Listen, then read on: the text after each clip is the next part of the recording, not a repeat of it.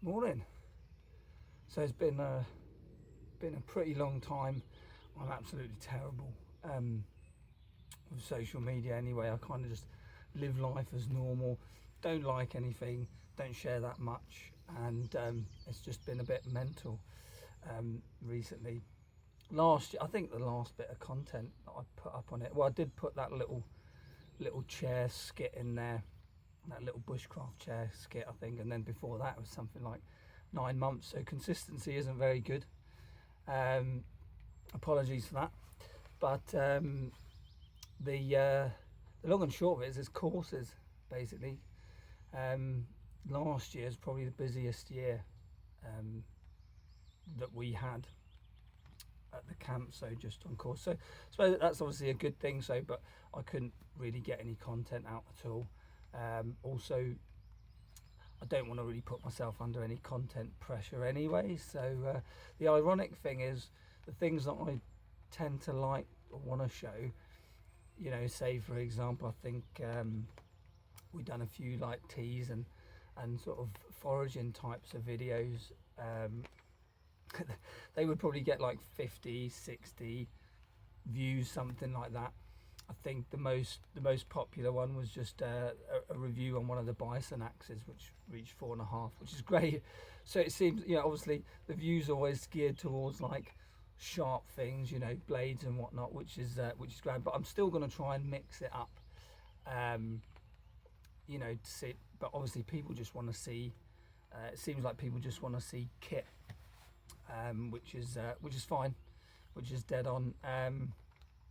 But I've actually found something today as well that I just wanted to show everyone, because it's just literally this time of year, and I've just found it walking to my camp today. See if you can see this here. I'll try and get it in the camera. Such a bad camera, isn't it? There we go. That's cuckoo flower.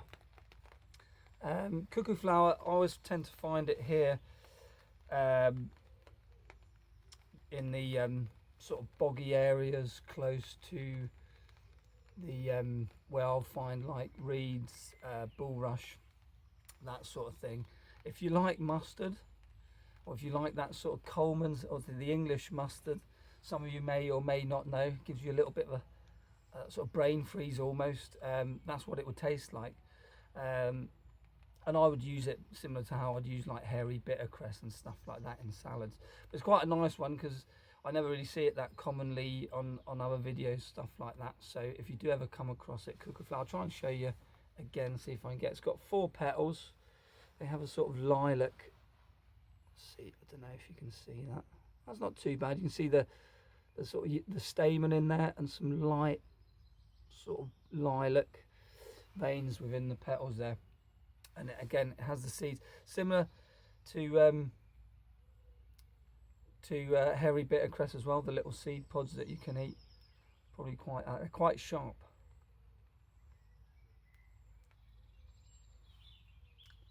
Oh yeah, there's quite a little zing to it, you know.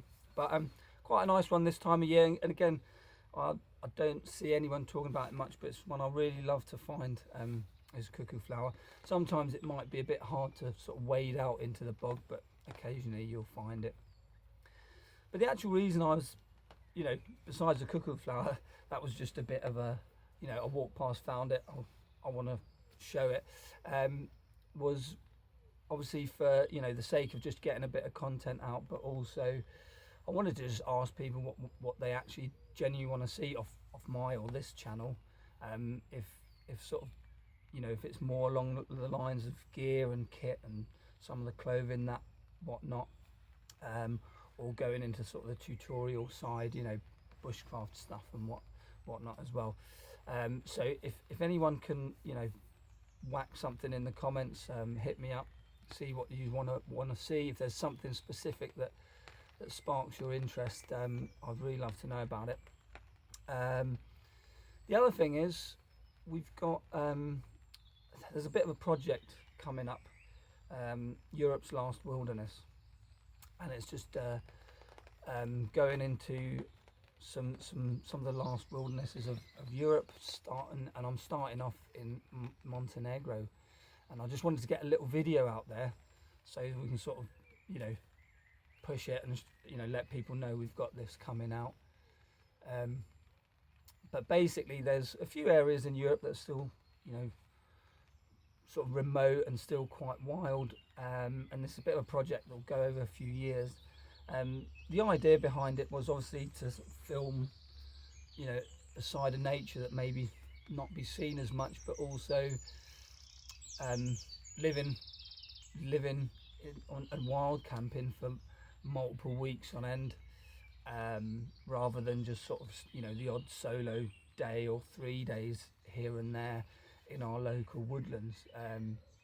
I see that quite a lot, so it's really important to sort of, you know, get out of the comfort zone and really practice all the skill sets that are shown in this video or other videos and other folk on YouTube. So you want to get out there and go to a completely foreign environment. So the first part, it could be like multiple parts, it depends how much time, batteries and that. There's I do have there's other camera sort of team there as well, but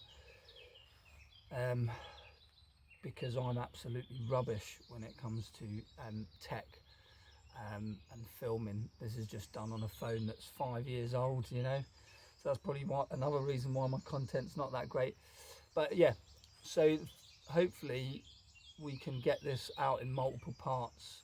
So Montenegro, you know, it could be 3 or 4 parts, we'll see when we get down to. So we're going to a very sort of remote area of that country in the Dinaric Alps, Balkans.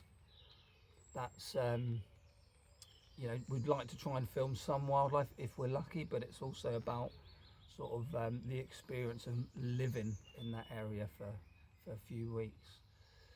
So if we do come across any sort of interesting wildlife, it would be brown bears, wolves, you get the Balkan lynx and the horn-nosed viper, which is the most poisonous snake in Europe.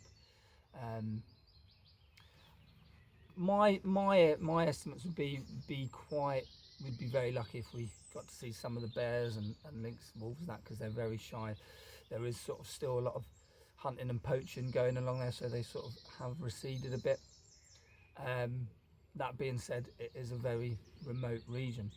So that's that start of it, and then hopefully over the coming years we've sort of selected a few areas within Europe that are still very sort of remote and wild, that maybe there's not that much out there about them. And then again, it's for this side of things, not showing you, oh, I'm at my local camp doing a bit of bushcraft, or, you know, showing you another bit of friction fire, whatever. Again, it's about going out there to completely new you know, new places and working with what we've got there. So I hope that is something of interest and we can get that content out, and but let me know in the comments if that's something that you guys would watch.